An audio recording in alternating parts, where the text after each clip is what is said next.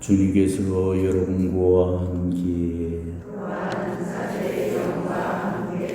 성경 마테오가 전한 거룩한 복음입니다.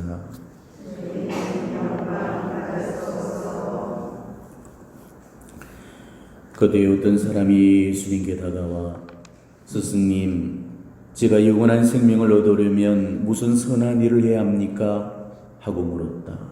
그러자 예수님께서 말씀하셨다. 어찌하여 나에게 선한 일을 묻느냐? 선하신 분은 한 분뿐이시다. 네가 생명에 들어가려면 계명들을 지켜라. 그가 어떤 것들입니까? 하고 또 묻자 예수님께서 이러셨다. 살인해서는 안 된다. 간음해서는 안 된다. 도둑질해서는 안 된다. 거짓 증언을 해서도 안 된다. 아버지와 어머니를 공경하여라. 그리고 너의 이웃을 너 자신처럼 사랑해야 한다는 것이다. 그 젊은이가 그런 것들은 제가 다 지켜왔습니다. 아직도 무엇이 부족합니까? 하고 다시 묻자 예수님께서 그에게 이러셨다. 네가 완전한 사람이 되려거든 가서 너의 재산을 팔아 가난한 이들에게 주어라. 그러면 네가 하늘에서 보물을 차지하게 될 것이다. 그리고 와서 나를 따르라. 그러나 그 젊은이는 이 말씀을 듣고 슬퍼하며 떠나갔다. 그가 많은 재물을 가지고 있었기 때문이다. 주님의 말씀입니다.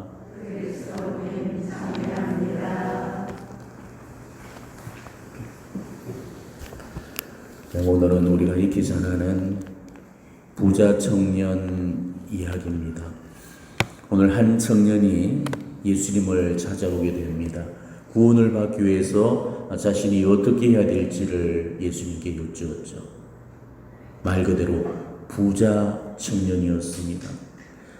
오늘 이 복음과 같은 내용을 전해주고 있는 평행복음인 루카복음에 보면은 권력가라고 되어 있습니다. 그러니까 오늘 이 젊은이가 지니고 거머쥔 그 세상적인 것들을 한번 바라보십시오. 젊음을 갖고 건강을 갖고 부와 권력과 명예를 다 거머쥔, 그야말로 세상적으로는 남부를 게 없는 그런 사람이었죠. 인간이 가질 수 있는 가장 완벽한 조건을 다 갖추고 있었던 거예요. 그렇지만은 세상적으로 이렇게 다 누리고 다 가진 그한테도 한 가지 아쉬운 게 있었습니다. 바로 구원이었죠.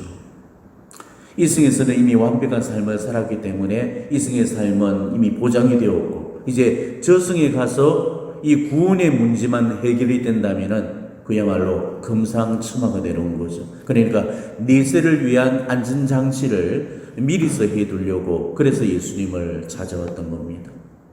이때 주님은 먼저 그한테 아주 중요한 계명들을 잘 지켰는가를 먼저 확인해 보셨죠.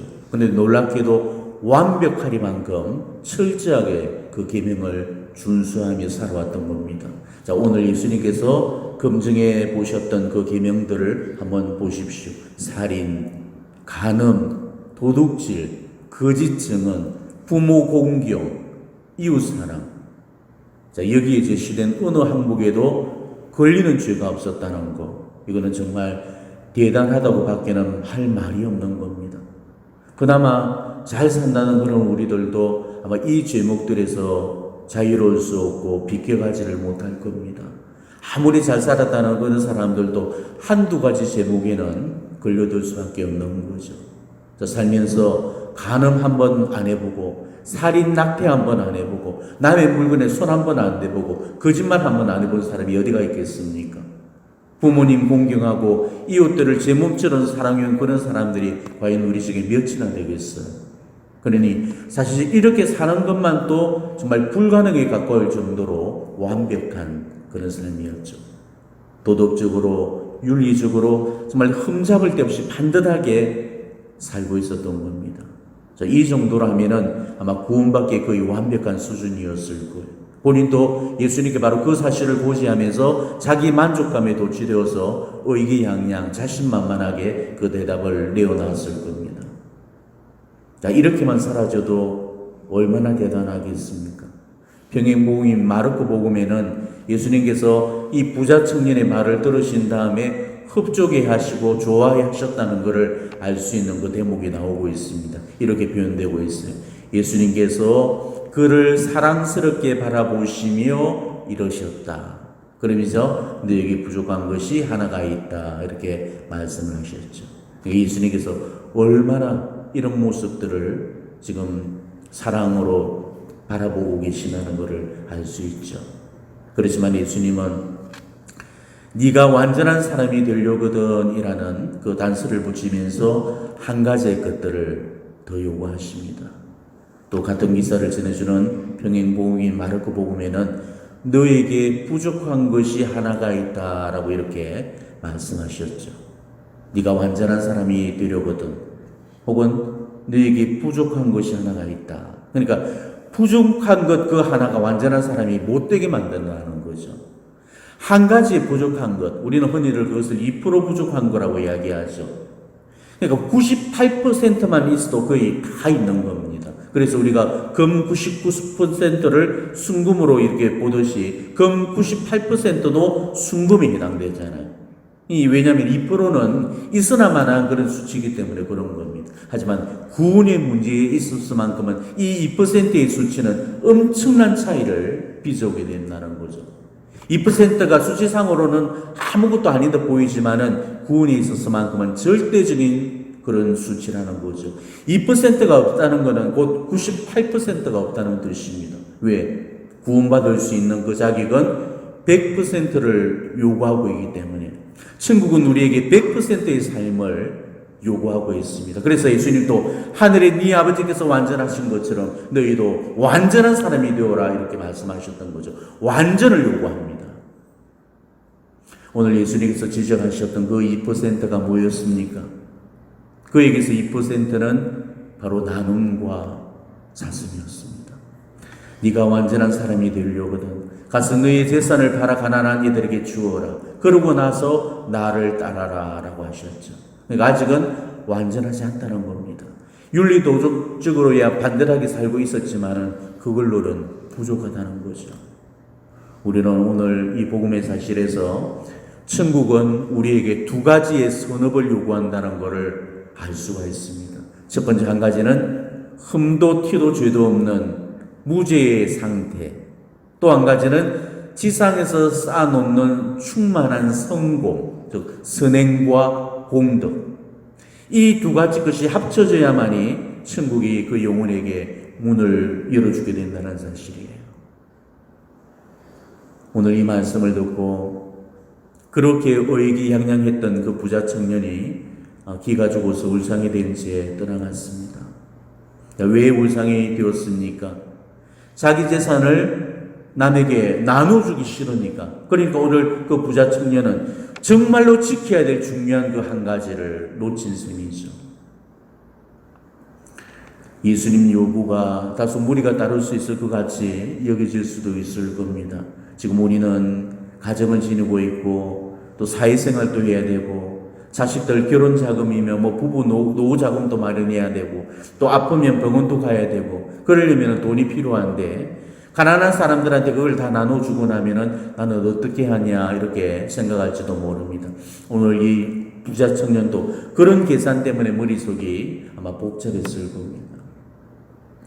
하지만 우리가 성인전을 읽어보게 되면은 우리 교회의 2000년 역사 동안에 수많은 그 성인 성녀들이 자기 재산을 거머쥔 채로 예수님을 따랐던 사람은 아무도 없습니다. 회개를 한 이후에 예수님을 따르기 전에 제일 먼저 했던 작업은 내가 모아놓고 비축했던 자기 재산 전부를 가난한 사람들에게 다 나눠주고 이 세속을 떠나서 하느님께 귀의했다고 그러죠. 이거는 모든 성인 성녀들의 공통점입니다. 그들이라고 왜 돈이 필요가 없겠습니까? 그들 중에는 결혼하지 않은 그런 사제 수도자도 있었겠지만은 결혼하고 가정성소를 꾸려가는 그런 성인 성녀들도 많이 계셨죠. 그렇지만은 그들은 그럼에도 불구하고 자신의 재산들을 남과 나누고 생계에 필요한 아주 소량의 그런 재산만으로 자기 삶을 영위했습니다. 예수님이 뭐라고 하셨죠? 너희 가운데 누구든지 자기 소유를 다 버리지 않는 사람은 내 제자가 될 수 없다. 오늘도 똑같이 요구하셨습니다. 네가 완전한 사람이 되려거든 가서 너의 재산을 팔아 가난한 이들에게 주어라 라고 하셨잖아요. 이 부자 청년을 유혹할 수 있는 그런 사람은 아마 우리 중에 아무도 없을 겁니다. 여러분들도 자기 재산을 가난한 사람들에게 나눠 주고서 예수님을 따르고 있는 그런 사람은 없을 겁니다. 여러분도 그냥 적당히 그렇게 예수님을 믿고 계실 겁니다. 윤리도덕적으로 죄만 안 지면 된다는 그런 생각만을 갖고 있을 거예요.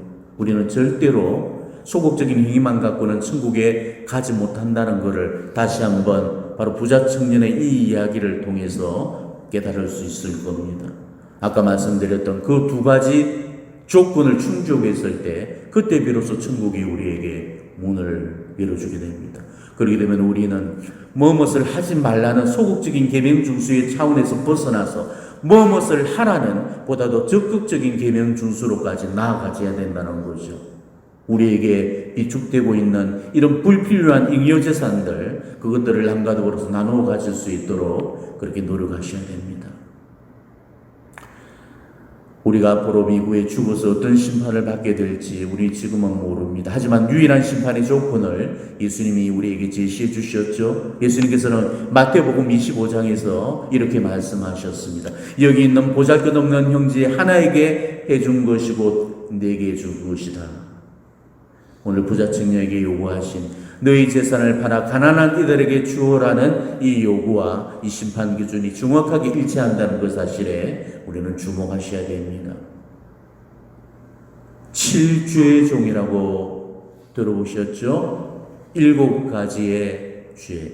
모든 이 세상의 만죄만악의 음이라고 불려지는 죄입니다. 이 세상 모든 죄들이 바로 이 7가지 죄에서부터 흘러나왔기 때문에 그 자체로도 죄가 되지만은 모든 죄를 낳고 생산하는 그런 의미가 되는 죄입니다. 우리가 이 7죄종을 갖고는 절대 천국에 들어가지는 못해요. 7죄 중에 어느 것 한 가지에도 걸린다면은 그 사람은 천국에 오를 수가 없습니다. 그런데 바로 그 7죄종 중에 탐도죄가 있다는 사실을 우리는 꼭 명심해 놓으셔야 됩니다. 탐도, 바로 욕심, 욕망을. 이 탐도죄가 7죄 중에 한 가지라는 것. 물욕, 탐욕, 탐심. 이게 바로 멸망을 불러들이는 죄가 된다는 거죠. 지옥에 떨어지는 대부분의 죄가 탐도죄와 음란죄 때문이라고 그럽니다. 탐도죄가 지옥을 불러온다는 사실은 예수님의 다음 말씀에서 증언이 되고 있죠. 부자가 천국에 들어가는 것보다 낙타가 바늘귀 속을 빠져나가는 편이 더 쉽다. 그러니까 절대로 천국에 못 들어간다는 소리예요. 부자는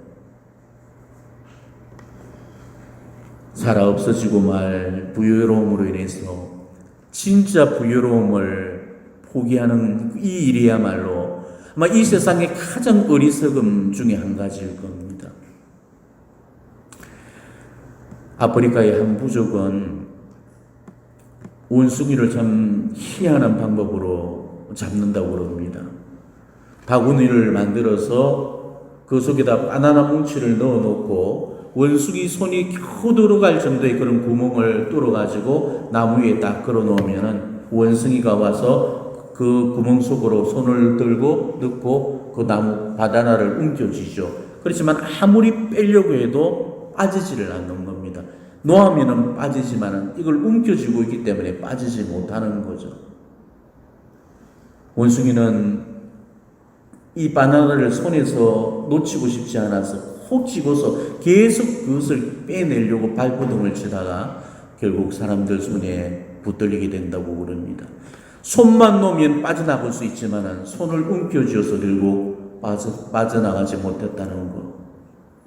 이게 어쩌면은 이 지상을 살고 있는 우리들의 어리석음을 고발하는 그런 예화가 아닐까 싶습니다. 우리는 자꾸 우리 인생을 80에 맞춰서 살려고 합니다. 그렇지만 인생을 80에 맞추고 80을 보지 마십시오. 우리는 곧 언젠가 죽게 됩니다. 하나도 내 재산 가져가지 못합니다. 우리가 마지막 입고 가는 옷에는 호주머니도 달려있지 않습니다. 내가 지금 누리고 있는 이 재산을 나누어서 성공을 쌓고 그 성공을 천국에 들고 갈 수 있는 노잣돈으로 삼을 수 있어야 되죠. 오늘 이 부자 청년은 정말 부를 거머쥐었고 명망을 거머쥐었고 학식을 거머쥐었던 사람입니다. 뭐 하나도 부족한 것 없이 완벽한 삶을 살았죠.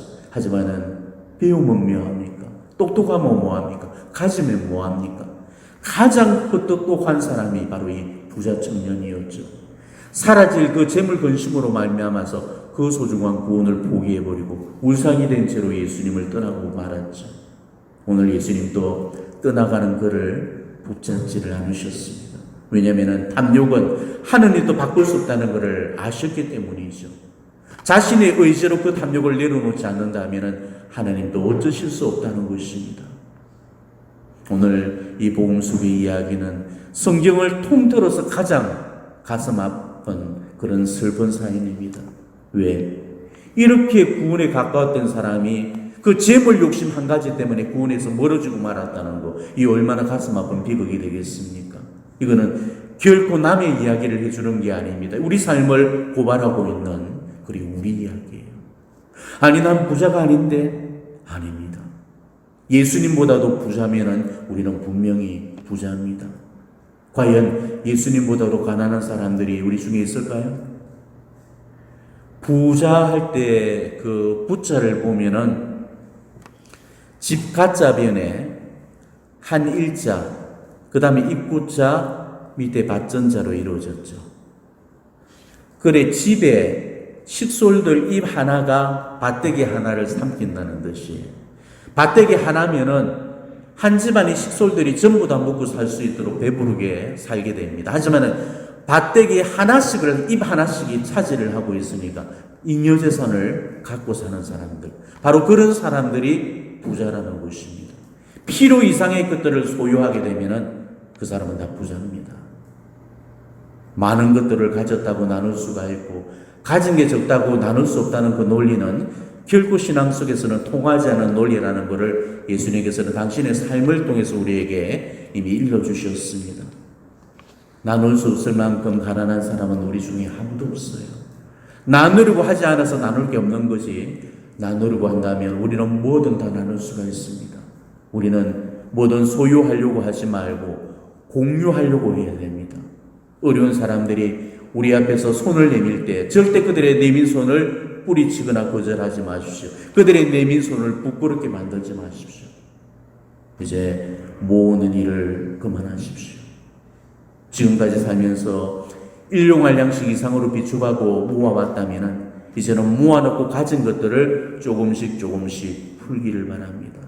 내가 재산을 이 지상에 풀면 풀수록 저 천국에 더 큰 부화가 쌓여지게 되는 겁니다. 지금까지 많이 모아봤고 또 많이 누려봤잖아요. 더 이상 비축하지 마십시오. 하나님께서 손수 마련해 주시는 야훼 일의 그 신비를 우리가 살 수 있기를 바랍니다. 우리가 정말 야훼 일의 그 신비를 산다면 하나님께서 우리 삶을 책임져 주시고 우리 삶에 일용할 양식을 주시고 우리에게 필요한 재원들을 다 알아서 마련해 주실 겁니다.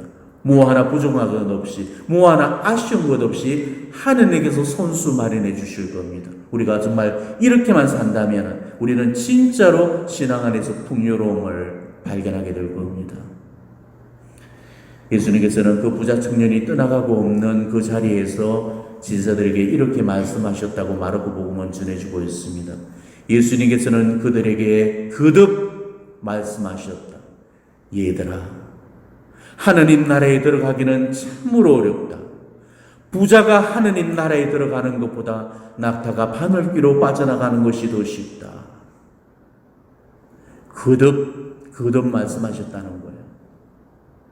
오늘 부자 청년이 네 삶을 대변해주고 있다는 사실을 깨달으시고 오늘 이 부자 청년의 그 모습을 자기 삶과 빗대어 보셨으면 합니다. 과연 여러분의 삶 속에는 이 부자 청년과 같은 그런 어리석은 모습은 없는지, 여러분들도 오늘 제 강론을 들으시고 부자 청년처럼 울상이 되어서 돌아가시겠습니까?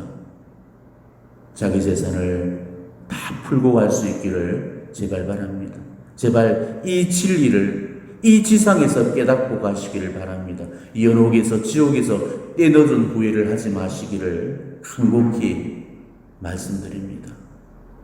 하나님을 위해서, 교회를 위해서, 그리고 이웃과 세상을 위해서 나누고자 하는 그런 결심을 세워서 오늘 주님께 봉헌할 수 있는 그런 하루가 되기를 진심으로 축원합니다. 아멘.